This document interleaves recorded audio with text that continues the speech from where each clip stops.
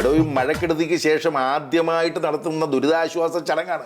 മുഖ്യമന്ത്രി പങ്കെടുക്കുന്നില്ലേ? ഓ അതൊക്കെ അറിയാം. അപ്പോൾ വാർത്താ പ്രാധാന്യമില്ലേ? സകല ചാനലുകളും മീഡിയകളും അതിന്റെ മുമ്പിൽ വരികയല്ലേ?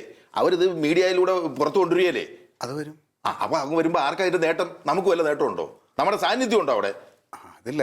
അതാണ് കുഴപ്പം. ഇപ്പം നമ്മുടെ സാന്നിധ്യം ഇല്ലാതെ അവർ മൊത്തം ഇമേജ് അങ്ങ് കൊണ്ടുപോവുക. അത് പറ്റത്തില്ല.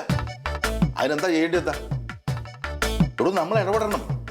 എടോ ഈ അമ്പിളിക്കുട്ട് താനെന്താ ഒന്നും മിണ്ടാത്തത്? അല്ല എനിക്ക് മനസ്സിലായില്ല. എന്താ നമ്മളിപ്പോ? എടോ ഈ അമ്പിളിക്കുട്ടന് പഴയതുപോലെ ജനസ്വാധീനം ഇല്ല, മനസ്സിലായോ? അല്ല അത് പ്രസിഡന്റ് പറഞ്ഞതുപോലെ പകല് പോലെ സത്യമാണ്. അവനെതിരെ ഇപ്പൊ ഒരുപാട് അഴിമതി കേസുണ്ട്. ഇപ്പൊ വീട് വെച്ചല്ലോ, വീട് വെച്ചതിൽ തന്നെ അവന് നമ്മുടെ പിന്നെ പഞ്ചായത്തിലെ പാസ് ഉപയോഗിച്ചാണ് മണൽ കിടത്തിയത്.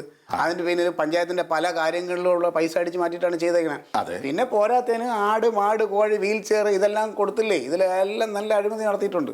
എടോ ഇതെല്ലാം ഞാൻ അറിയുന്നുണ്ട്.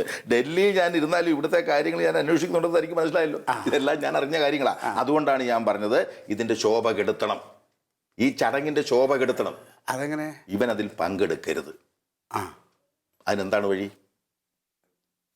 വഴിയുണ്ട്. താനൊരു കാര്യം ചെയ്യുക, ഈ നാട്ടിലെ കൊള്ളാവുന്ന കുറച്ചാളുകളെ സംഘടിപ്പിച്ച് ഒപ്പ് ശേഖരിക്കും. ഇതുപോലെ അഴിമതിയും ദൂർത്തടിച്ചും ഒക്കെ നടക്കുന്ന ഒരുത്തൻ, കുഴപ്പങ്ങൾ കാണിച്ച് നടക്കുന്ന ഒരുത്തനെ ആ ചടങ്ങിൽ പങ്കെടുപ്പിക്കാൻ പാടില്ല എന്നുള്ള നിവേദനം വെച്ചുകൊണ്ട് കൊള്ളാവുന്ന ആളുകളുടെ ഒരു 101 പേരുടെ ഒപ്പം അങ്ങോട്ട് സംഘടിപ്പിക്കുക. ഇപ്പം അതാണല്ലോ ഒരു ട്രെൻഡ്. അതെനിക്ക് പറ്റുമോ? പിന്നെന്താ? ഇവിടെ നിസ്സാര കാര്യമാണത്.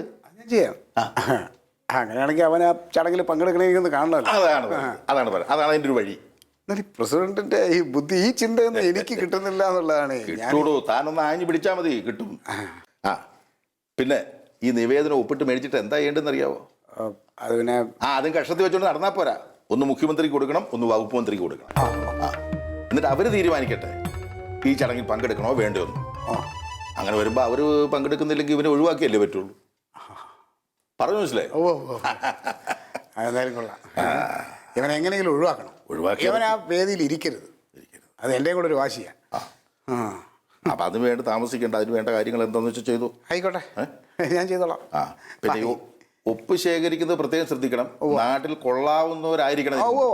അല്ല നമുക്ക് നമ്മുടെ ബന്ധമുള്ളതെന്ന് പറഞ്ഞാൽ കൊള്ളാന്നുള്ള ആൾക്കാരായിട്ടല്ലേ ഉള്ളൂ. അതുകൊണ്ട് കുഴപ്പമില്ല. ശരി. ശരി.